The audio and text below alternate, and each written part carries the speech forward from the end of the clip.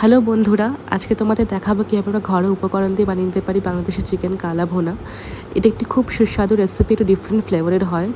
বাড়িতে কোনো লোক এলে বা নিজেদের কোনো স্পেশাল দিনে তোমরা ইজিলি সার্ভ করে দিতে পারো পোলাও বা লুচি পরোটার সঙ্গে। প্রথমে বানিয়ে নিচ্ছি আমি ভাজা মশলাটা। এখানে নিয়ে নিয়েছি গোটা ধনে, মৌরি, রাঁধুনি, গোটা গরম মশলা, স্টার অ্যানাইস আর শুকনো লঙ্কা। গোটা গোলমরিচও নিতে হতো, আমি ভুলে গেছি তাই এটা পরে দিয়েছি গুঁড়ো করার টাইমে। তোমরা এই স্টেপেই দিয়ে দিতে পারো। ভালো করে ভেজে নেব যাতে রং লাল না হয়, দেখে নেবে। তারপরে সব কিছু মিলিয়ে একবারে গুঁড়ো করে নেবে গ্রাইন্ডারে। তারপরে আমি বানিয়ে নিচ্ছি প্রথমে পেঁয়াজের বেরেস্তাটা। সর্ষের তেলেই পেঁয়াজের বেরেস্তা হালকা একটু নুন দিয়ে পেঁয়াজটাকে ভেজে নিচ্ছি। বেরেস্তা রেডি হয়ে গেলে চিকেনটাকে ম্যারিনেট করে নেব। চিকেন ম্যারিনেশনের প্রথম স্টেপেই আমরা দিয়ে দিচ্ছি পেঁয়াজের বেরেস্তাটাই।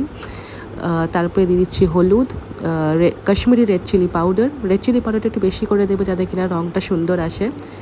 তারপরে দিয়ে দিচ্ছি আদা বাটা। তারপরে দিয়ে দেবো দই, আর তারপরে দিচ্ছি একটু মাস্টার্ড অয়েল, আর দিয়ে দিচ্ছি রসুন বাটাটা। আদা রসুন একটু বেশি লাগে এই রান্নাটাতে। আর তারপরে দিয়ে দিচ্ছি যে মশলাটা গুঁড়ো করে নিয়েছিলাম তার কিছুটা পরিমাণ। সব মিশিয়ে ম্যারিনেট করার পরে তারপরে আবার সর্ষের তেলে পেঁয়াজ ফোড়ন দিলাম। একটু নুন দিয়ে পেঁয়াজটাকে হালকা করে ভাজবো, লাল করে ভাজার কোনো প্রয়োজন নেই। একটু পিঙ্কিশ কালার হয়ে গেলেই ম্যারিনেট করে রাখা চিকেনটা দিয়ে দেবো। চিকেনটাকে 1 ঘন্টা মতন ম্যারিনেট করে রাখলেই চলবে। তারপরে দিয়ে দিলাম নুন, সব মিশিয়ে ঢাকা দিয়ে দিলাম চিকেনটা। একদম গ্যাসটা কমিয়ে রাখবে, সিমারে দিয়ে পুরো প্রিপারেশনটা হবে।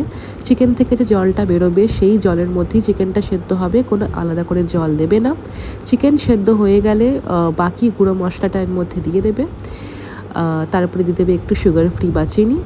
তারপরে অন্য একটা কড়াইতে ঘি গরম করে তার মধ্যে একটু রসুন থেতো করে দিয়ে নেবে।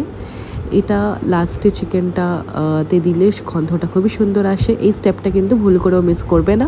এই ফ্লেভারটা কিন্তু সত্যিই খুব সুন্দর লাগে। তোমরা একবার কিন্তু ডেফিনেটলি ট্রাই করে দেখবে।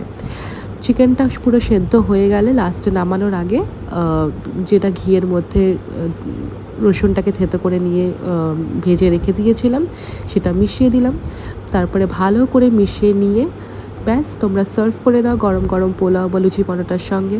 এটা খেতে কিন্তু খুবই সুন্দর লাগে। তোমরা কিন্তু প্রত্যেকে বাড়িতে করে আমাকে জানিও কেমন লাগলো। আর রান্নাটা যদি ভালো লাগে তাহলে কিন্তু লাইক, শেয়ার, সাবস্ক্রাইব করতে ভুলো না।